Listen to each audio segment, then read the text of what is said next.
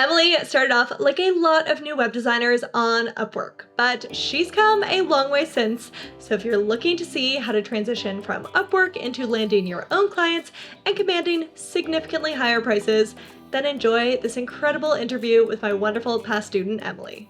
Emily, welcome. So happy to have you here. Thank you. It's an honor. I followed you for a long time, even before I ever like really started making any money. So this is really cool for me. Thrilled to have you. Okay, so let's take it back to that point in time. Before you were a website designer, tell me about what exactly it was that you were doing before. Yeah, well, so I had always just worked part-time jobs because I have chronic pain and it's like not full-time jobs basically is just not an option for me. So Mhm. I was always kind of doing this dance between part-time jobs and photography on the side for a Mhm. long time. And then eventually, unfortunately, I was not able to do photography either because it was still too physically demanding for me. Mhm. And so that's when I kind of like accidentally fell into web design. I love that. Okay, and so that makes sense why you accidentally fell into it. And then can you talk about like what were your first steps into that world, or how did you even learn about it, that it was an option? Or did you have any fraudy feelings at the time? Yeah. So basically, I think trying to do photography for like a couple of years really taught me a lot about business in general. And then through that, I was like, well, I have to figure out how to make my website. So that's when I found you and learned everything I could about Squarespace and just building a website that converts in general. And I was not good at it at first at all, but we all start somewhere. And eventually I got to a point where I was like, hey, I'm actually enjoying this now. And I actually know a lot more about it than I think a lot of other business owners. So when I got to the point where, like I said, couldn't keep doing photography anymore, had to look into other options, I was searching online for like just other things you can do from home. And I came across Upwork, which is a freelancing platform. And then I literally just created a profile and put in every single thing that I knew how to do. And one of those things was, I know how to use Squarespace. So that was the skill that kind of took off more than anything else that other business owners ended up asking me for. And it evolved from there. I love that. Okay. And so I guess the first client came through Upwork, is that correct? Yeah, Yeah. totally. Okay. So I was charging, I think at the time, I probably started with like $10 an hour because I had no concept of like business costs. I was just like, oh, this is like about what I made at my part-time job. So like, that's fine. We will talk about your progression and pricing and where you're at now because it's very interesting. From that point, you get the first client, it's through Upwork. Talk to me about building the business that you have now because it's very different from what you had then. What was your experience on? Let's start there. What was your experience on Upwork like to start?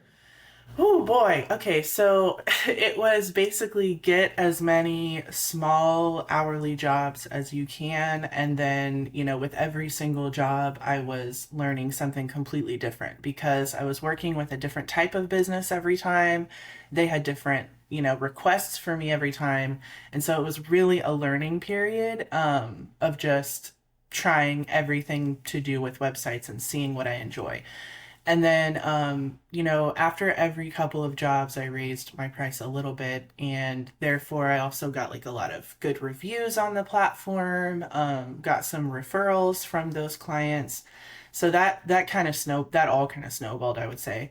And then, I also through that experience, I also figured out like the types of clients I really loved working with. So I don't know. Does that answer your question? I learned a Yep, it lot in does. that Yeah. time. Yep, definitely.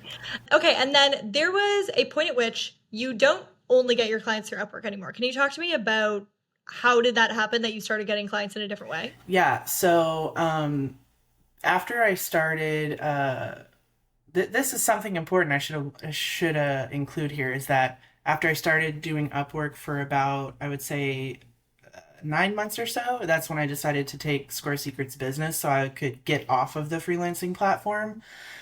And then, oh geez, I'm trying to remember where like a lot of these other clients came from. I think it was, blogging. So through you, I learned about, blogging and the power of an email list and everything like that. So I started blogging, and then within like 3 months, I was showing up in like the first spot on Google for some of my blog posts. So started getting clients that way. Amazing. A lot of people, so when they hear about I blogged as a marketing platform, you blogged as a marketing strategy, but a lot of people think like, oh, well, and again, you started a few years after me, and they think like, oh, well, everything's been written about or whatever. Did you have that feeling at the beginning? And what did you find? Were you, I mean, clearly, I guess you were able to get traffic from it and everything, but was that a hesitation in your mind? Yeah, it totally was. Because again, everything I learned was already on Google, like about how to use Squarespace. And so it definitely felt intimidating to try to like cut through that competition. But I don't know, I just kind of, I guess I started by looking at what things had I not seen other people, even within the Squarespace niche, talk about yet or teach on yet. And then over time, as it got more and more and more crowded, I started focusing on my niche of wedding industry related web design topics. And I think that now is has been my other way of like cutting through the noise. But even without that, I've just like my Squarespace tutorial blog posts from those early days are still the ones that get the most traffic. So I feel like people just, there's so much to learn about Squarespace. And so you can always write something in your own way, in your own unique, angle that people are going to stumble upon it because there's just so much need for it. Absolutely. So true. And I love also that you said you started getting into sort of like more specific. Can you give me an example of a blog post that's like kind of Squarespace related, but also like wedding industry related? Yeah, so a really popular one I have that was pretty easy to do was 15 wedding industry websites that are built on Squarespace. And let's see, what's another one? Like how to create a beautiful wedding portfolio on your Squarespace website, that kind of thing. Mhm. So it's still, design inspiration or it's like actual technical tutorials, but I'm just basically targeting through like keywords a different Mhm. audience. So it might be the same kind of content, but it's just targeted differently. Yes, absolutely. I love that. I think it's so great. Okay, and then can you tell me about all the different ways, or is it just one way? How exactly are you marketing your business now and landing clients now? Is it just the blog? Is there anything else you're doing, or are you really focused on like the one marketing strategy? Yeah, so blogging is still good. It's still something I want to stay consistent with because I see the return on that pretty consistently. And then right now, I guess I'll go in timeline order here. So after I started getting consistent with the blog, I started doing going on other people's podcasts. That was really effective too because I feel like that's the fastest and most effective way to build a relationship with somebody that's literally never heard of you before. Mhm. So what I would find is it's almost like the same effect as if I offered them like a personal website audit or something. Like when they would reach out to me, it was as like they already trusted me, they already like knew I had something to offer. It was very different than the people who were coming in through, Instagram or Google where they need a little bit more time Mhm. to nurture that relationship. So podcasts have been great. And then now what I'm focusing on is my email list. Like I've always had it there, but I really want to, you know, dive deep into that now with like really focusing on more growth strategies there because I love email. I love that. I love email too. Not sexy, but also super effective. So, Yeah. coming back to that podcast aspect, were you pitching to, so one, did you pitch yourself or did you hire like an agency to pitch for you? I know a lot of people want to know, can they do it themselves or do they have to hire a podcast pitching agency? Oh, so I got a template from a copywriting friend of mine who already had been on a lot of podcasts. So I was like, what is she doing? Like, how do I do this? So I literally just bought her like $15 template or whatever. That's the email that she's sending to people. And it's super easy. Um, I think I also heard, I think Natalie Frank also might have had one for free at some point. So, yeah, it's really easy to just, tell people like, hey, um, this is what I think I could offer your audience. Here's why I think it would be great for them. And here's like maybe three bullet points that we would, walk away with or something like Mhm. that. And so yeah, that's worked Great. totally fine. Amazing. Love it. And were you pitching specifically only wedding industry podcasts or just kind of anything? Or like how were you choosing the podcast that you wanted to go on? Yeah, so definitely wedding industry specific, or sometimes photography because I also like working with other photographers. But I try to stay within that niche. And if I get invited to a different podcast, then I'm like, sure, that's cool. Still more exposure. But if I'm gonna take the time to like research a podcast to go on, that's a little time consuming. So I want to make sure it's more targeted. Okay, and then another thing which I've heard from a lot of past students or like people in my audience, they often say like, "Oh yeah, I'd love to work with clients in the wedding industry, but I feel like they have no like they don't spend money on websites or they do it themselves or whatever." Have you found that to be the case? Have you not found that to be the case? What do you find? So to be honest, I'm still navigating that and trying to find like the right balance of, packages that cater to those different subsects of the wedding industry because I do think the majority of those people are very creative. They're very like DIY oriented. They like the control and the challenge of creating something themselves. And so I have found that even when they don't have the time to do that anymore or even when they kind of reach their creative limit, they might be less likely to pay as much because they have a pretty good understanding of it already. So maybe it's not quite as valuable to them as it is in some other industries. But there is a point where you kind of surpass a threshold with like very high end luxury brands um, or brands who are kind of more getting into the more wedding education space or that kind of thing, where I feel like there is a very high like they want to invest a lot to get the experience, to get the top notch product that they can, and they those are the kind of people that are I think maybe more comfortable with outsourcing in general, so they see the value in handing it over to a professional. So it's a bit of a mix, and it's been interesting to navigate that and to try to find the right sweet spot. Yeah. You have so something very interesting and different on your website, and it's three very different packages. Can you and I feel like this relates to what you were just speaking about like the wedding industry, people have different like values on things and everything. Can you tell me about what are the three packages and why did you decide with those three different options? Yeah, so um this has been a like where this interesting journey that I was alluding to has led me is realizing that there are so many different kinds of business owners with so many different kinds of needs, even just within the wedding industry. And so, what I decided I needed to do was build an offer ladder that you can come in no matter what level you're at. And it's like a $500 workshop that we do together to figure out your needs and give you an action plan. And then from there, you decide like, do I want to invest more or do I want to DIY? So it works for people at any level. So we have the $500 workshop, and then we have It's a one-to-one workshop, is that right? yes, yeah. Okay. So it's like a strategy workshop. And then we have the website plan where we actually outline every single thing that needs to go on your website. And then again, from there, you have the choice. Do I want to implement this myself? Do I want to like give this to a different designer? Doesn't really matter, but you have that all laid out for you. So that a lot of wedding professionals love that because again, like I said, they want to do the design, they want to do the fun stuff, but maybe they need like some guidance and direction to know exactly what needs to go where in order to reach their specific goals. And then after that, we have the website build. Can you tell me about the price point on that and how long? The first one was $500, takes you, I think it's like 2 hour workshop. Second one, can you tell me the price point on that and roughly how long it's taking you? Yeah, so right now it's $1,100 and it takes me about a week. Mhm. And then after that, we have the website build, which is totally Mhm. customizable to whatever we decided, earlier on that you needed. Mhm. Good. And then can you tell me, okay, yeah, so then full website build. And can you tell me like average-ish investment that clients are making these days with that? Yeah, I would say right now people are still kind of comfortable with that 5,000 and below mark the majority Mhm. of the time, unless they're, like I said, maybe in that higher end luxury and education space. And then I think most of them are comfortable with 10K around there. Mhm. That makes sense. Yeah, that sounds about normal, I'd say. That's good.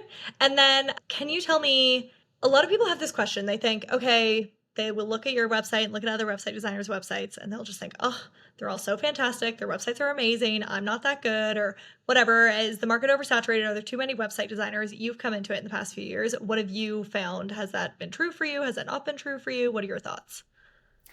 Okay, if you're listening to this, dude, the number one thing is not actually your design skills most of the time. I mean, at a certain point, like if you want to charge, like that 10K range that I was talking about, then yeah, that's something that's going to be a high priority for those clients. But if you just want to get in the game, it's all about relationships.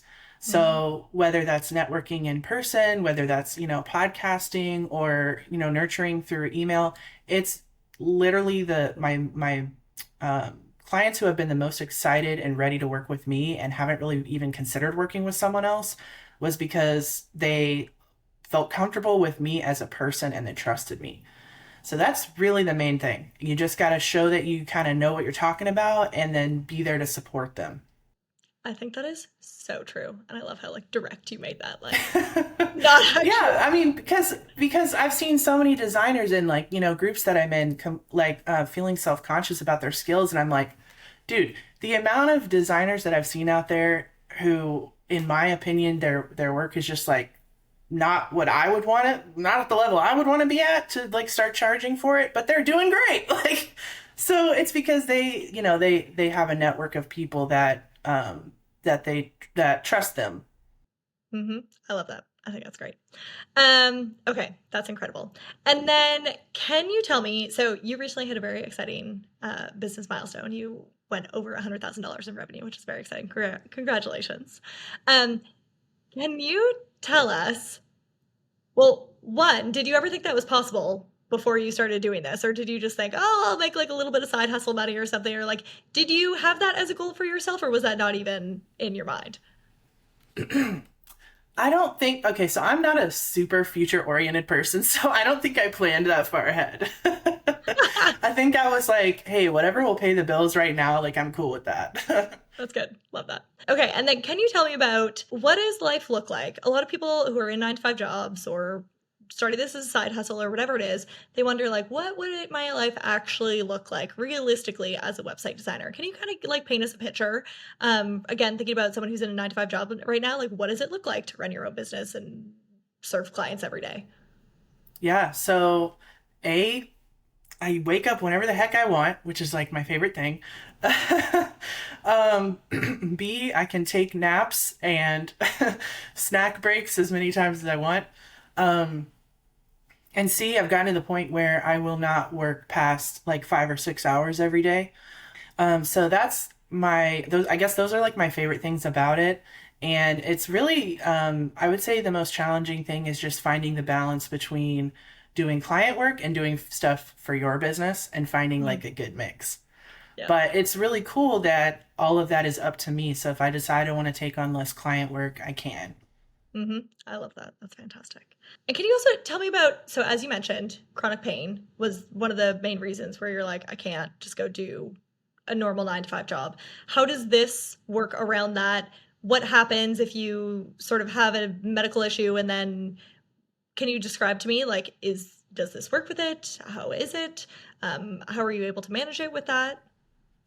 Yeah, so I literally could not imagine myself doing anything else because I have migraines like all the time. So if I get a migraine in the middle of the day, I can choose to, sleep it off and then wake back up at night and pick up work again when I have more energy.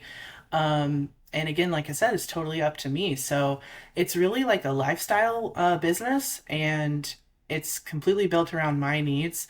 Um, and so it's meant the world to me. And the other thing is like I have so much back pain. So even sitting at a desk for too long, which other people would consider easy, um, is well, I can't do that. So, working from the couch, working from my bed has been critical for me. So all that kind of stuff is like um, I don't know, it's been a huge blessing.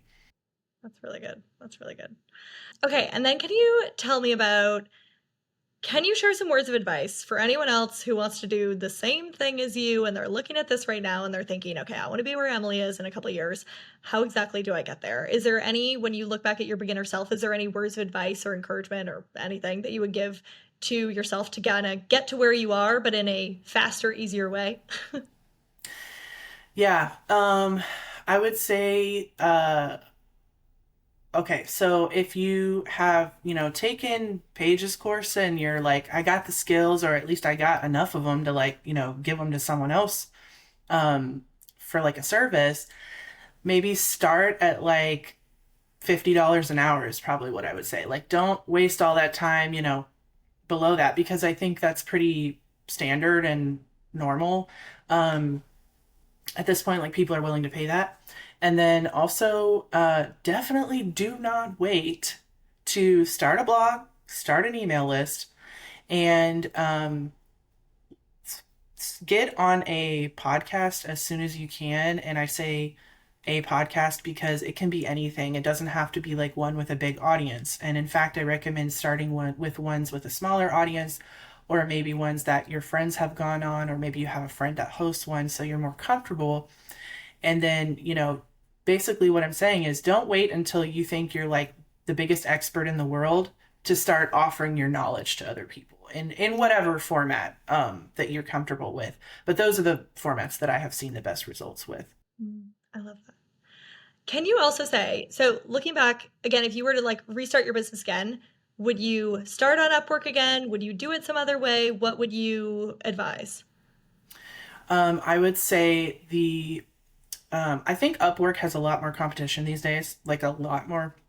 Um, and so I think people are finding that more challenging than it was like a few years ago. So I think the fastest track is to get involved in networking groups. If you can do in person, that's the best. I know for a lot of people that may not be an option, so you can also, if you can join a mastermind or like a small coaching program, that is also like the best way, because what you find is when you get to be a part of a community, you all want to support each other. So like if you have somebody, like if somebody else in the group knows that they have a client who needs someone to do their website or something, they're going to want to send it to their friend before they think of another web designer. And so I would say that is the fastest way to dive in. Mm-hmm. I think that's so true. I think it's great advice. Thank you. And then also, can you finally share, what would you say to someone who's currently on the fence or thinking about taking one of my courses, but they're not quite sure if they're actually worthwhile or what? You've been through them. What do you think? Okay, so I could not have like built a business without that course. I don't, without the Square Secrets business course in specific, I don't think. And then, like I said, everything I learned about Squarespace itself and building website that converts was also from Paige. So, and there's a course on that too. So like, I mean, I don't know, like I feel like everything from the client experience to creating your unique process of like what your packages are going to look like and how you're going to actually deliver that, to the legal side of a business and the money side of a business. That was huge for me to learn all of that from you as well. So I don't know, I endorse it. I think it really helped me jump ahead like by at least a year or two. Emily endorsed. I love it. That's fantastic. Okay, Emily, thank you so much for this. So this was so exceptionally helpful. I really am so thrilled for people to get to watch this and to hear your story. I hope that you use some of the free courses on the YouTube channel, and if you want to join us in the courses at some point, myself and Emily would love to have you. Yes, thank you for having me. How fabulous, right? Now, if you're also ready to get off Upwork or Fiverr and start commanding real designer prices, then it's time you learned what the norm is in the industry. Watch this video next to learn what's normal in terms of web designer pricing these days and figure out what you should be charging.